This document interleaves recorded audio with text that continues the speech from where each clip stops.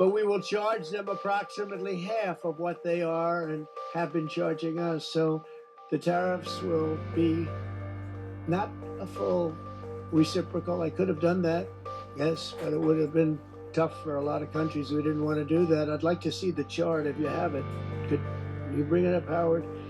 This is our great Secretary of Commerce, Howard Lutnick. So if you look at that. On April 2nd, 2025, President Donald Trump declared it to be Liberation Day. On that windy Wednesday afternoon, he held a press conference detailing his new tariff and protectionist-focused economic agenda. During that press conference, he debuted a chart, a long list of names and numbers that detailed exactly how big those tariffs would be and on whom. Financial markets immediately began melting down. Tariffs were expected, of course. It had been a centerpiece of his campaign, but like much of the business world and the political world over the last 10 years, they didn't take Trump at his word. Part of the reason is that Trump is rarely taken at his word at all. The often given advice is to take him seriously, but not literally. But the other reason, and perhaps the more relevant and appropriate reason that they did not take him at his word in this situation, is that what he was saying was so inexplicable. Economists of all stripes, types, and shapes generally agree that tariffs are destructive to economic health and growth. Even those that see a purpose for tariffs see them part as a larger strategy involving subsidies and other government interventionism to help prop up important industries.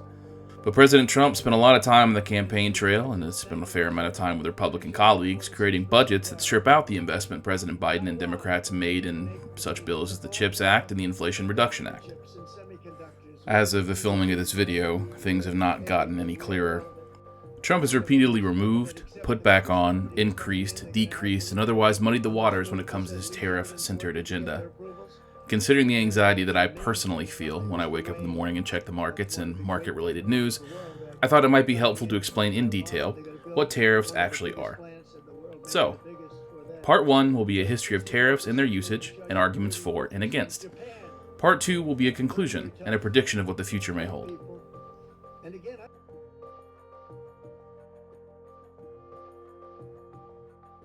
It is important to understand that tariffs are part of what's called protectionism, a trade policy designed to protect domestic manufacturing and production from foreign competition. While protectionism has declined as a full-board trade policy, bits and pieces of it remain in virtually every country in the world, often as tariffs. Tariffs, in broad, are just a tax on goods of some kind. If the USA, for example, slaps a 10% tariff on the import of steel from Japan, then steel from Japan will be 10% more expensive to sell in the USA, and thus consumers will pay more for that steel than they would before the tariff. Tariffs, in specific, are a behavioral tax. That is, a tax meant to make someone change a specific behavior. A cigarette tax, for example, is a consumption tax, but its real goal is to make cigarettes so expensive that less people buy them and thus less people smoke and thus people don't get sick from smoking. Tariffs are the same. In the example of the 10% tariff on Japanese steel, the behavior the tariff is trying to change is who consumers purchase steel from. The idea being that if the Japanese steel is too expensive, consumers will turn to American steel instead because it's now cheaper than its Japanese counterpart. History-wise, a good place to start with tariffs would be with Britain in the 1700s. Though protectionist measures were taken in Britain to promote the wool industry in the 14th century, tariffs and their accompanying measures, such as export subsidies, industry subsidies, military and political intimidation, really only came into full force in 1789. The goal was this: import cheap foreign materials and export profitable domestic products. This was, more or less, the British strategy on trade until the mid-1800s, when they began to change towards a more liberal and free trade-focused system. They hoped that the rest of the world would follow and end their own protectionist measures. This did not occur. This was the beginning of the end for British manufacturing. By the time the 1930s rolled around, the United States had a manufacturing advantage of around 50%. The British then reenacted tariffs in an attempt to recapture some of that lost manufacturing. This did not succeed. There are plenty more nations who use strong protectionist measures to build their economies post-World War II. Suffice it to say, were one to shake a stick in a Southeast Asian trade conference in the 1960s, you'd hit someone in favor of tariffs.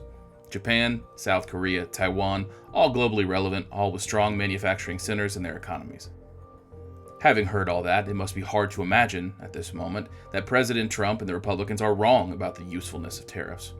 We all often think nostalgically about the past, about the years when a man could work in a factory and support his family of 4 on one salary. And it's true. Wages have not kept up with inflation. People feel like they are falling further and further behind, and that there is no hope for them to achieve the American dream that they had always imagined. So, what's wrong with tariffs?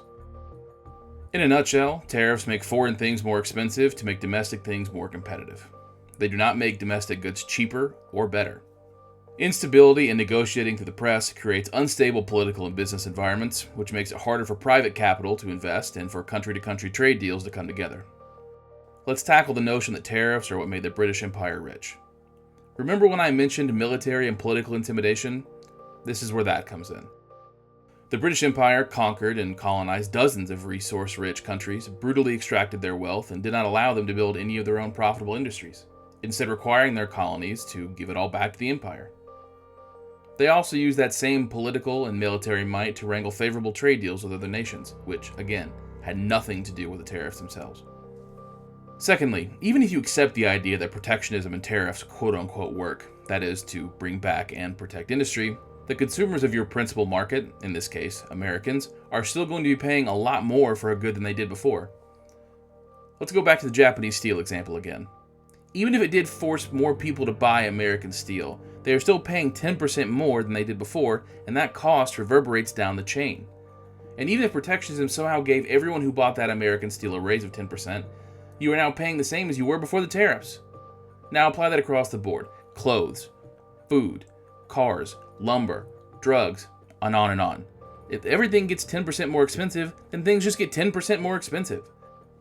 Also, not for nothing, but if you think back to that nostalgic time when a man could support a family of 4 with one factory job, that time period, if it ever existed, only existed because we were the only industrialized nation with fully intact industrial production because most everything fucking else had been destroyed by World War II. I mentioned before that the British Empire used subsidies and grants to businesses and industry sectors to help prop up said industries. They did this alongside tariffs. I also mentioned that during the Biden administration, several bills like the CHIPS Act and the Inflation Reduction Act were passed that gave billions upon billions to industries they wanted to help grow.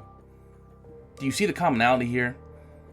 If you want to build more things in the United States, and you want the costs of those things to be competitive to consumers in the United States and all around the world, then they need to be cost competitive.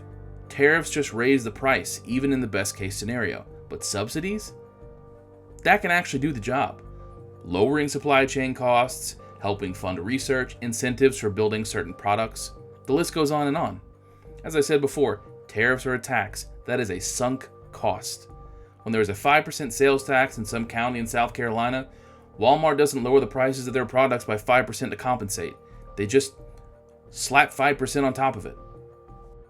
As the economist Justin Wolfers pointed out, no other country or factory in the world that imports things from China has these gigantic tariffs hanging over their heads. You can set the terms of engagement if you've got the biggest stick and all the money, but that is not the reality we live in. Both the sudden protectionism and the manner in which it is applied and unapplied will not make it easier to make the trade deals that President Trump believes we will be able to make.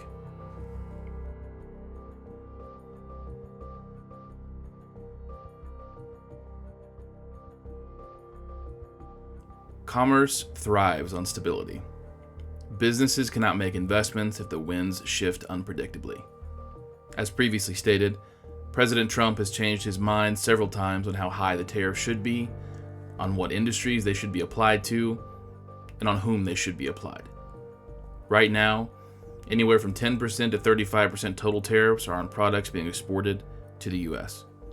Shipping via trucking has plummeted already.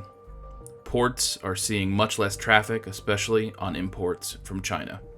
Because of President Trump's announcements on tariffs and the potential of them increasing even further, companies have been buying as much as they can before things get even more expensive.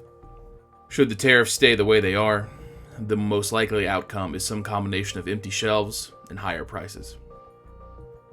As many people much smarter than me have said, it's like the COVID pandemic, but without the federal stimulus money to offset the losses. There are also the curious actions of the market. As of filming, the market is either break even or a little up for the month of April, having stormed back from the gigantic drops right after Liberation Day. Traders, especially in the day and age of Wall Street bets and increased retail investing, like to buy the dip. They think that Trump couldn't possibly go through with the full extent of his trade agenda, as he has backed off his more bombastic threats after the market and powerful businessmen have made their displeasure known. But even if the most powerful tariffs don't go into effect, and we're left with the 10 to 35% tariffs on every imported product, whether raw material or finished good, then we're still going to see price increases. Inflation, which has been trending positively for much of the past 12 months, will most likely increase. That is, of course, unless the price increases push us into a recession, in which people buying anything at all will become more difficult.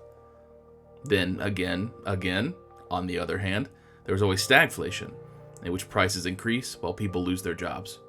That only usually happens in an enormous and unexpected supply shock, like the 1970s oil crisis, when the OPEC governments decided to mess with the price of oil. In other words, a totally man-made economic catastrophe. Anywho, that probably isn't relevant.